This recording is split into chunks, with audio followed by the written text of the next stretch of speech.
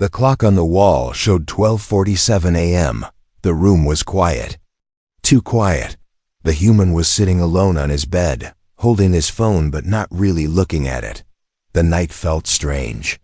The air felt heavy, like something was wrong, but he could not explain why. Outside, the city was asleep. No cars, no voices, no wind. Then suddenly, the room became cold. Not slowly. Instantly, he looked up. His breath came out white, even though the heater was still on. The small lamp on the table began to flicker, on, off, on, off. His heart started to beat faster. This is not normal, he thought. Before he could stand up, the light went out. Completely. Darkness filled the room. For 2 seconds, everything was silent. Then a low humming sound filled the air. It did not come from the walls. It did not come from the floor. It felt like it came from everywhere at the same time. The human froze. A shadow began to form in the middle of the room. At first, it was only darkness, thick and heavy. Then slowly the shadow took shape, long legs, a tall figure. Smooth movement. Like reality itself was bending, and then she appeared. An alien woman stood in his room. She was tall and slim. Her skin was pale, almost glowing in the dark. Her eyes were large and calm, shining with a soft blue light. She wore strange armor that looked alive, like it was breathing with her. She did not look angry. She did not look friendly either. She looked curious. The human could not move. His body refused to listen to his mind. Every instinct inside him screamed one word, run, but he did not. The alien woman looked around the room slowly. The bed, the walls, the human. Her eyes stopped on him. She took one step forward. The floor did not make a sound. Another step, still no sound. Then she spoke. Her voice was soft, clear, calm, and perfectly understandable. Can you clean me, human? The words hit him harder than any shout. Clean. You, he whispered without thinking. She tilted her head slightly, like she was studying him. Yes, she said. Clean me. His mind raced. Was this a dream? A hallucination? His hand pinched his arm. Pain shot through his skin. This was real. The alien woman waited. She did not move closer. She did not show weapons.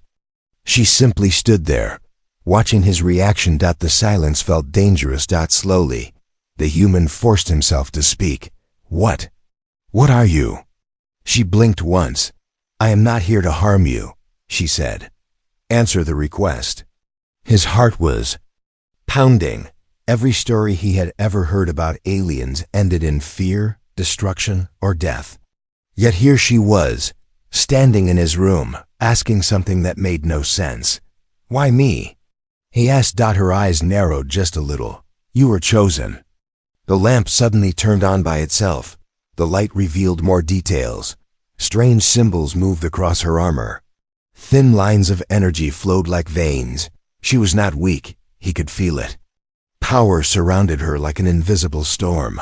I don't understand what you mean by clean, he said carefully. She took another step closer. Now she was only a few feet away.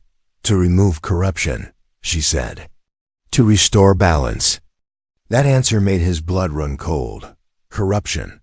Balance. These were not normal words. He swallowed. I don't know how, he said honestly. The alien woman studied his face. His fear, his confusion. His honesty. Interesting, she thought. For the first time, something changed in her expression. Not anger.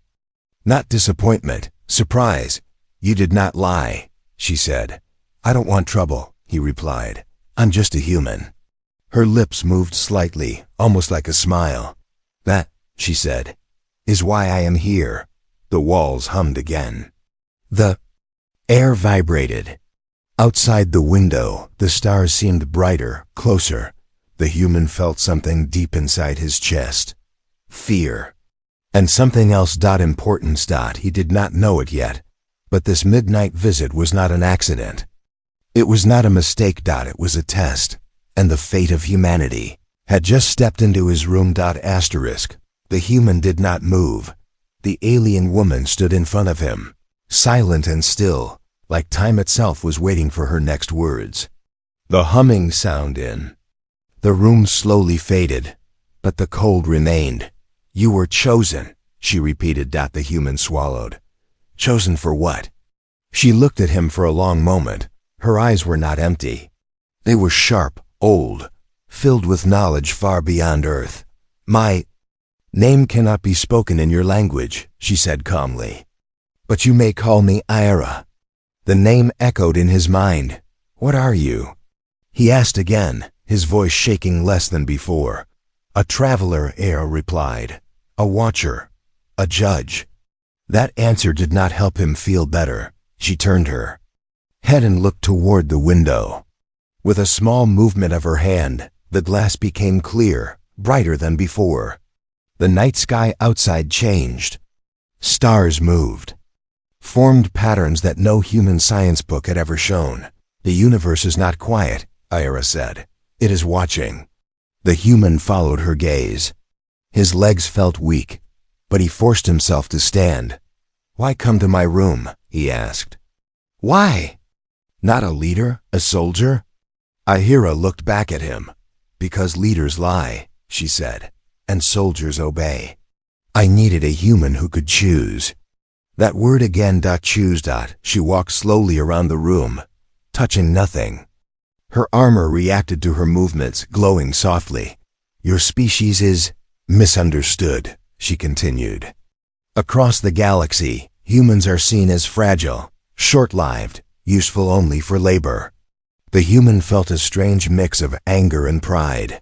And you believe that? He asked. Aura stopped and turned to face him.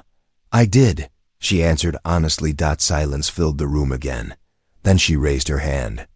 The air in front of her changed. A floating image appeared, worlds, ships, creatures that looked nothing like humans.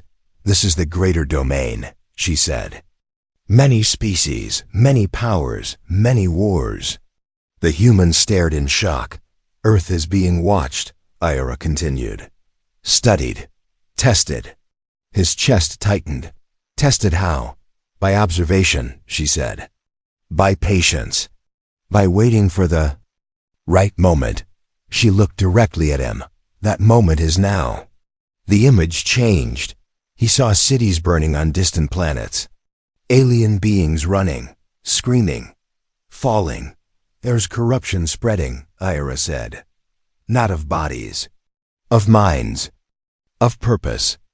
Her voice remained calm, but something dark moved behind her eyes. My kind cleans it, she said. We remove what must not exist. The human understood something then. Clean means destroy, he said quietly. Era did not deny it. Sometimes, she said. But not always.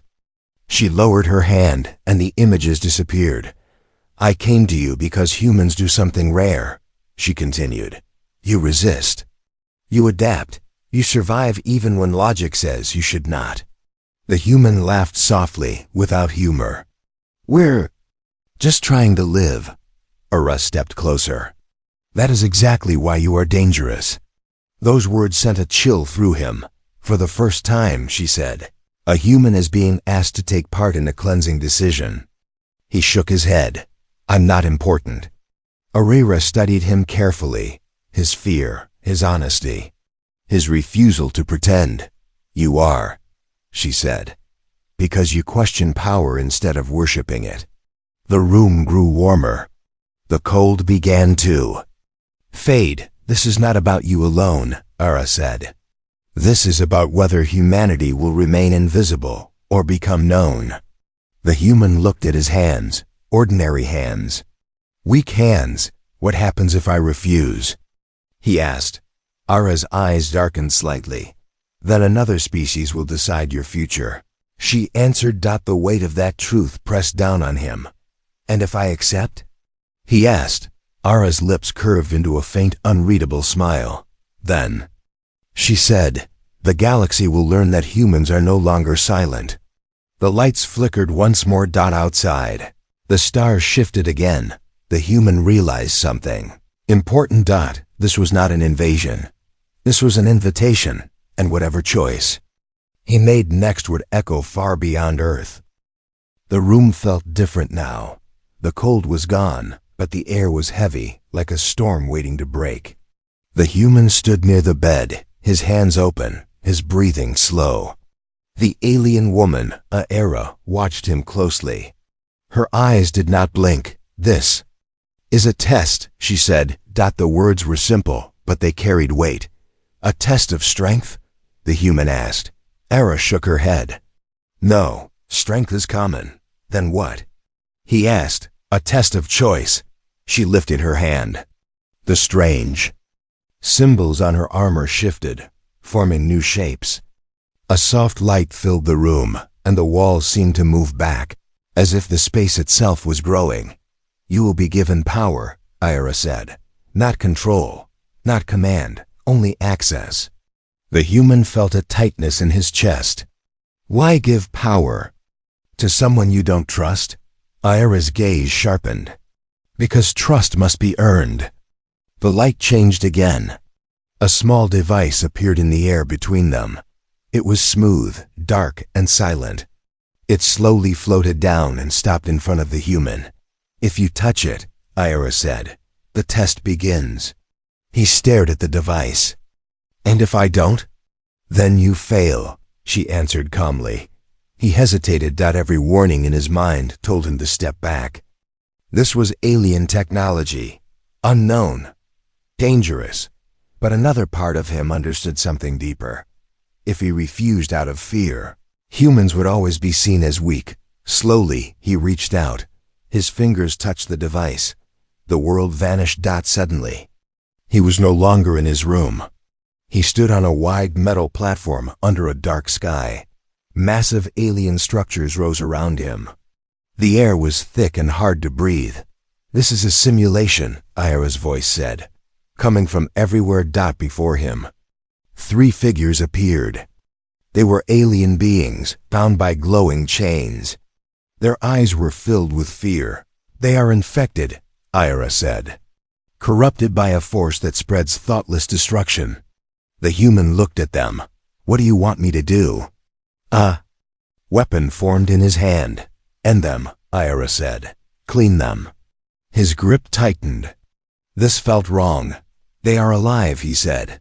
"They are dangerous," Aera replied. "If released, millions may die." The platform shook. Images flashed around him.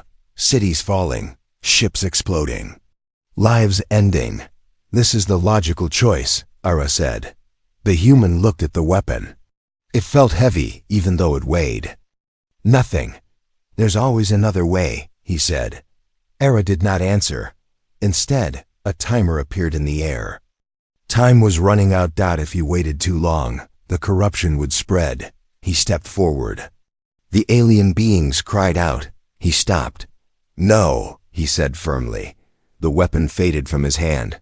Aera's voice returned. "I won't kill them without trying to save them," he said. "Power does not give the right to destroy." The platform shook harder. "You risk everything," Aera warned. "I know," he said. "But if humanity becomes strong by losing its soul, then it's not worth it." Silence. Then the simulation ended. The human was back in his room. He dropped to one knee, breathing hard. The device in his hand dissolved into light. Aera stood in front of him, very still. "You failed the logical test," she said. His heart sank, but she continued. "You passed the human one." He looked up in surprise. "For the first time in many cycles," Aera said, "a species chose restraint over certainty." She stepped closer. For the first time, her presence felt respectful. "You did not seek power," she said. "You questioned it." The walls returned to normal. The room felt smaller again, safer. "This is why humans are different," Aera continued. "You do not see power as permission." The human slowly stood. "So, what happens now?" Aera looked toward the sky. "Now," she said, The galaxy must rethink humanity. Outside, the stars burned brighter than before. The test was over, but something far greater had just begun. The room was quiet again. The human stood near the window, his mind still trying to understand what had just happened. The test was over, but the weight of it stayed with him. Arewa watched him closely, as if she was seeing something new for the first time. "You were not meant to pass," she said calmly. He turned to her. "Then why test me?"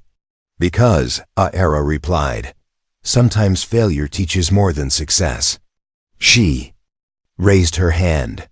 The wall in front of them changed into a moving image. Stars, planets, and strange symbols appeared. The human stepped closer, unable to look away. "Your species was classified long ago," Aera said. "Category, limited." That word hit him harder than any insult. "Limited how?" he asked. "Short lifespan," she explained. "Low physical strength, no natural defenses, slow space travel." The image shifted. A list formed in the air.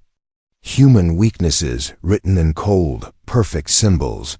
"Then why come to us at all?" the human asked. Aera paused, because the list was incomplete. The image changed again. This time, it showed human history, wars, disasters, collapses, and then rebuilding. Again and again. "You fall," Aera said. "But you rise." The human crossed his arms. "That doesn't make us special." "In the galaxy," Aera lied. "It does." She pointed at the images. Humans adapting to new worlds. Changing tools. Learning faster after every failure. "Most species break after one collapse," she said. Humans rebuild stronger after each one.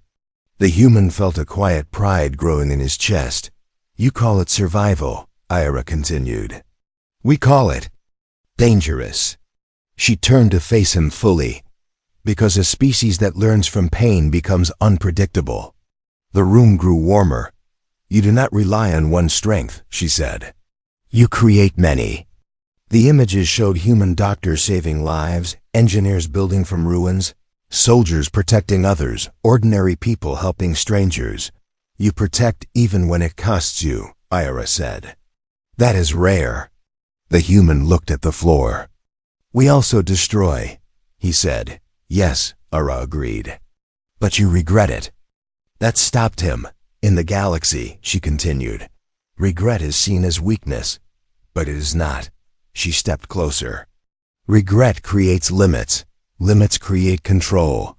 The image shifted again.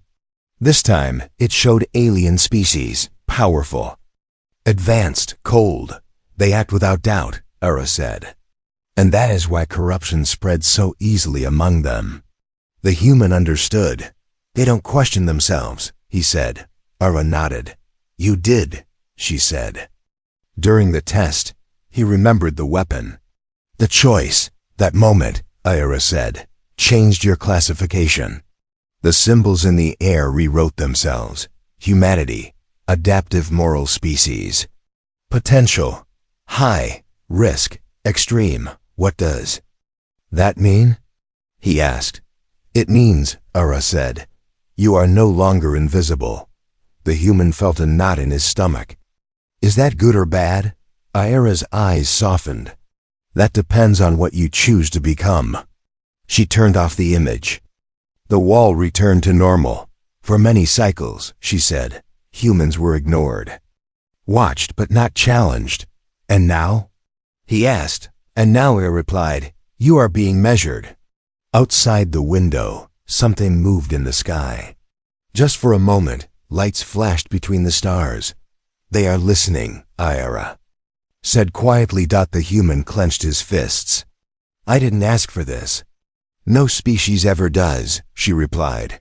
She took a step back. "You have shown restraint," Aera said.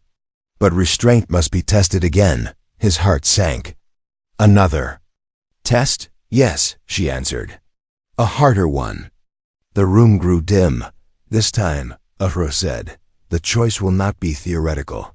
The human looked at her, fear returning to his eyes. What kind of choice? He asked. Ara met his gaze. A choice that will decide whether humans are protected or targeted. Silence filled the room.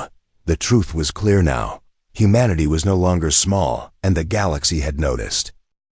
The room felt smaller, not because the walls had moved, but because the truth was pressing in from every side. The humans stood silent, waiting. What are they? Hiding?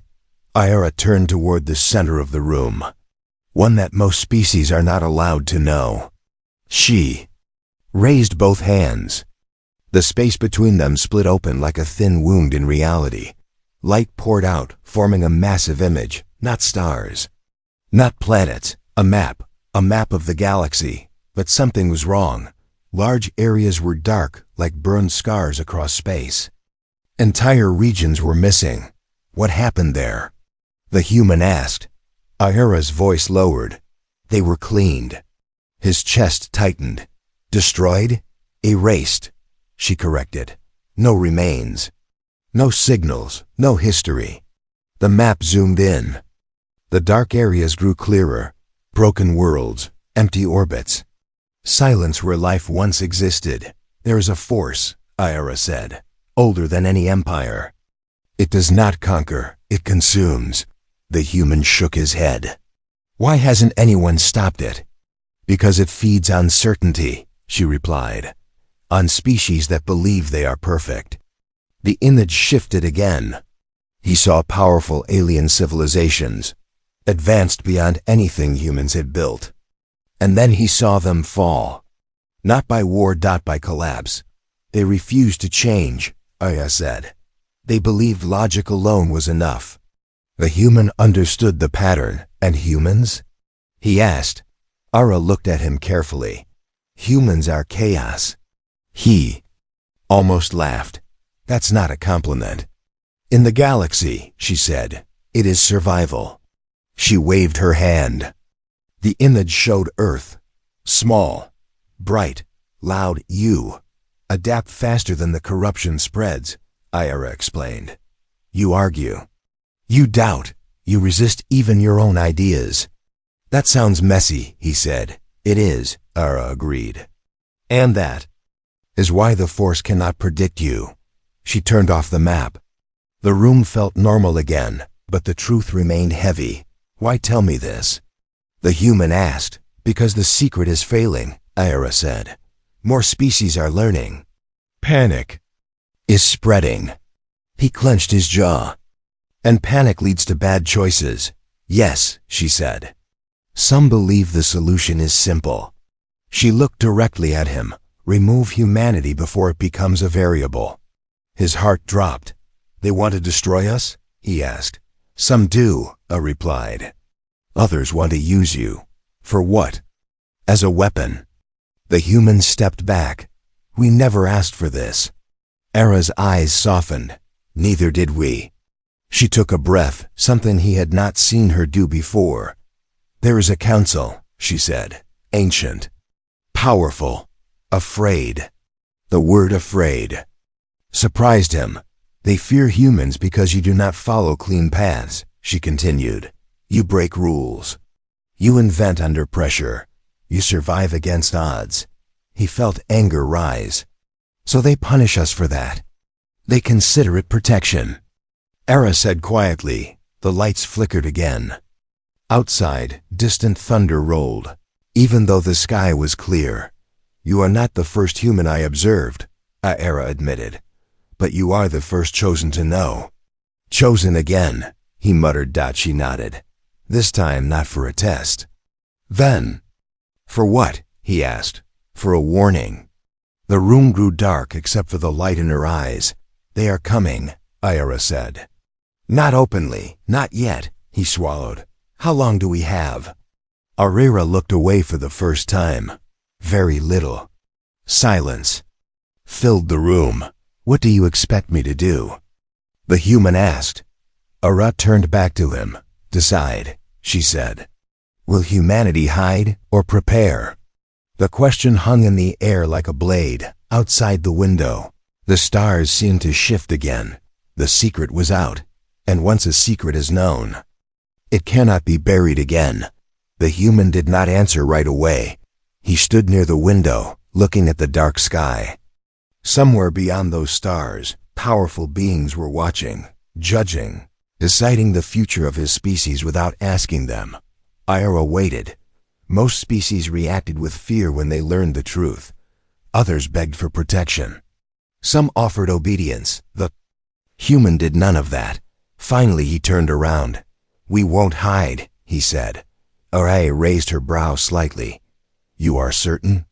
"No," he answered honestly, "but hiding never saved us before."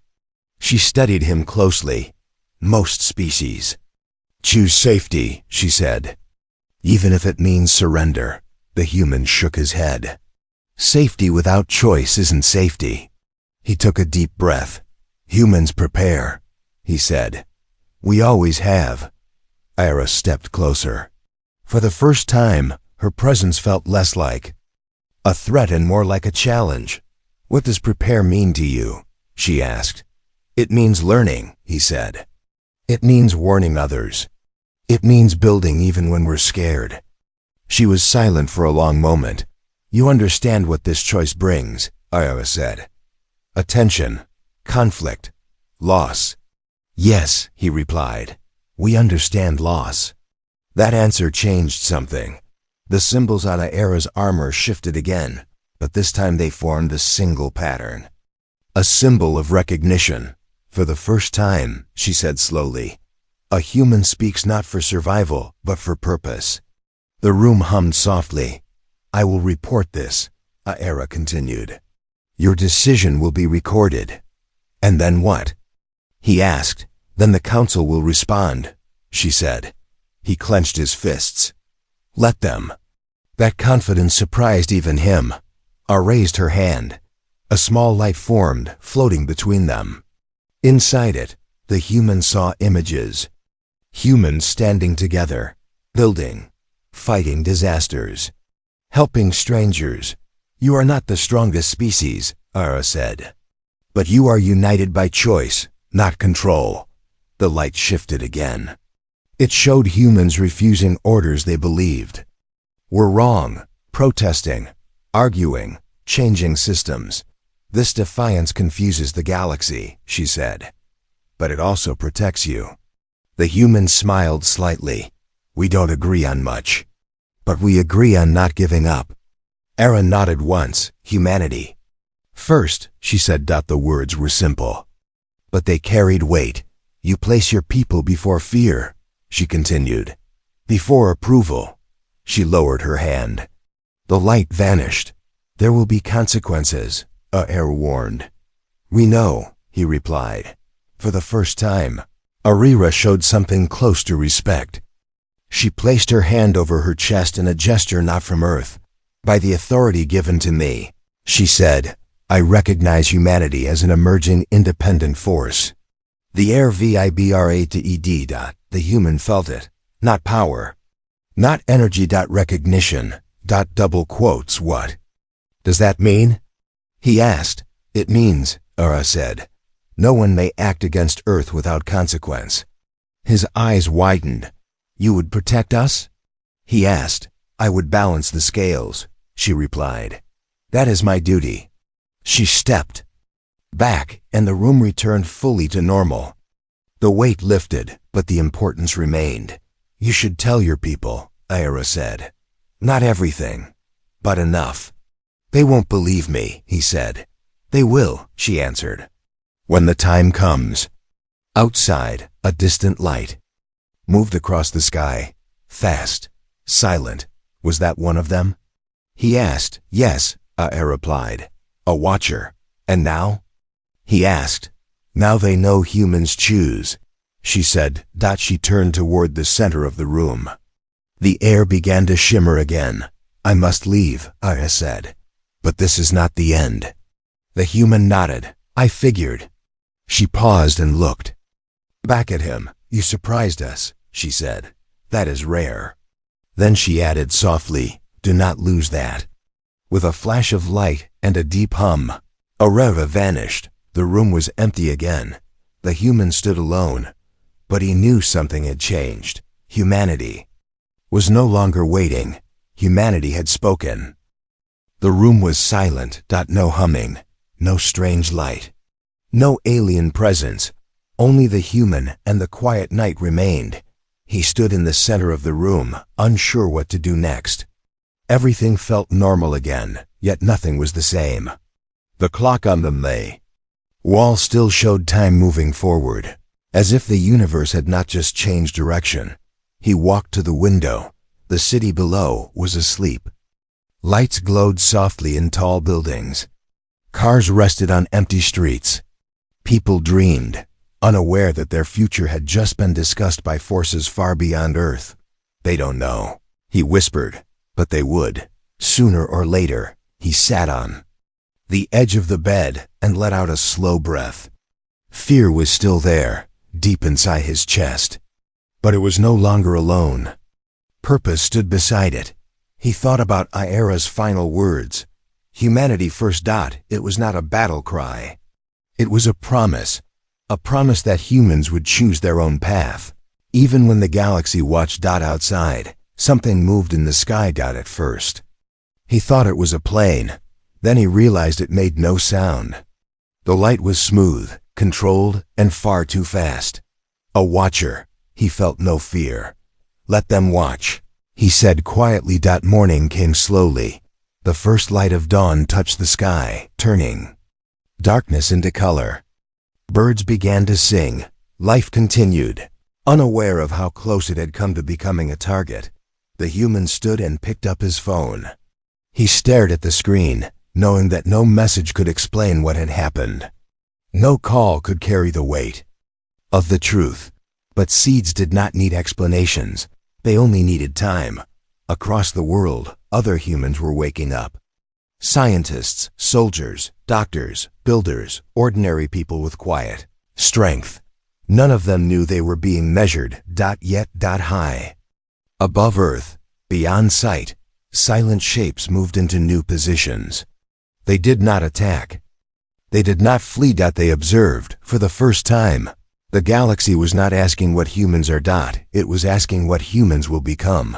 Far away, in the greater domain, Ira stood before an ancient structure. Light and shadow twisted around her as voices echoed without sound. Your report, the council demanded. Ira did not bow. Humanity has chosen, she said.